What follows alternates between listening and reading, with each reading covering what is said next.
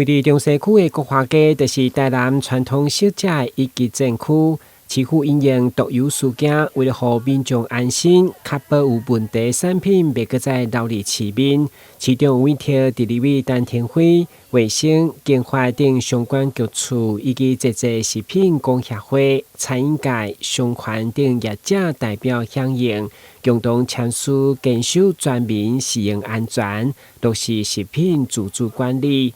希望在政府嚴格把關，甲業者自主管理，讓民眾安心消費。台南小吃最多，很多人都會問：我來台南吃物件有安全無？這個物件打出來就是甲大家講，來台南吃物件都是安全。咱所有市府替你把關，替你做最好的防護，這才是最重要的。要求業者自律，然後承諾。貼這個標章中間要承諾不使用這些問題油品。第二個，也要政府的他律，政府的抽查也會做，業者自律也要做，那政府的抽查也要做。總之就是要維護這個市民朋友們的食的安全。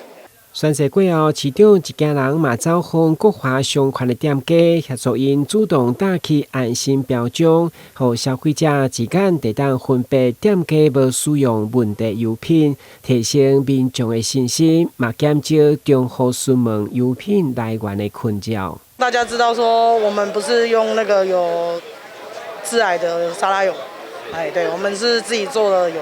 用我們自己買豬肉，有合格的豬肉來，然後自己去做處理的豬油。衛生局統計，一直到7月8號為止，台南市已經完成1270件食品相關場所的查核，累計回收受影響的毒品有1079公斤，並持續追蹤問題油品，防止任何可能的食安狀況。